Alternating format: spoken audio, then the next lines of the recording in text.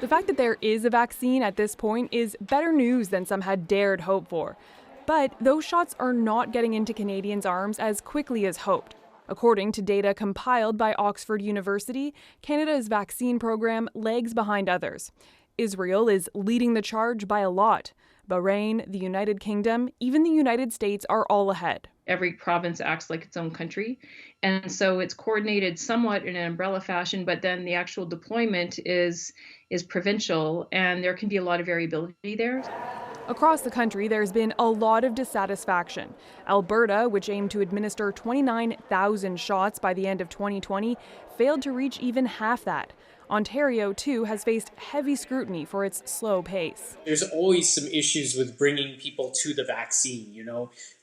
If you're bringing people from long-term care, we know the staffing is so difficult these days. We know the staff need to get the vaccine, but at the same time, do you pull a staff out for 2 hours? Add to that logistical challenges of delivering the vaccine across a big country. Only 4 provinces were vaccinating today: Ontario, Saskatchewan, Alberta, and British Columbia. In Manitoba, officials were gearing up a super site to open on Monday.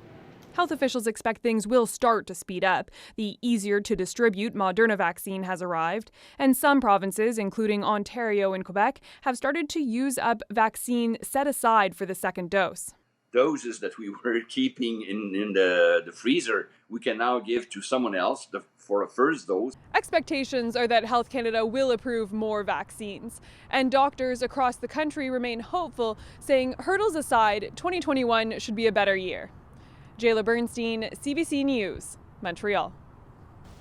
Let's bring in Dr. Susie Hoda, an infectious disease specialist from University Health Network in Toronto. And Dr. Hoda, I want to show a picture that you shared on Twitter, colleagues at a long-term care facility giving vaccinations. So much we could talk about when it comes to logistics, but give us a sense of what has to happen before we get to this point. There's a lot more than just getting a shot in the arm when it comes to vaccinating. So at first you have to get consent from people, and they have to understand what they're consenting to. So that requires some education. But also in long-term care residents, you have to reach out to substitute decision makers and sometimes a public guardian and trustee to get that consent. Then you have to have a system that's efficient and safe that actually allows that vaccination to happen, as well as monitoring for vaccination side effects afterwards, and a tracking system for documentation. That's a lot of coordination between long-term care homes, hospitals that are doing a lot of this work, and public health. And that's tough at the best of times, let alone over holidays and when people are tired from dealing with the pandemic. As you said in your tweet, though, you're happy to see your team at work at that long-term care home. Listen, one more quick question while I have you. If a patient came to you and said, should they travel outside the country on vacation, your answer? I would say no, not at this point in time. There's a lot going on in different countries, and we should really be focusing on containing what we have here within Canada right now. Dr. Hoda, thanks for spending some time with us on this New Year's Day. Thank you.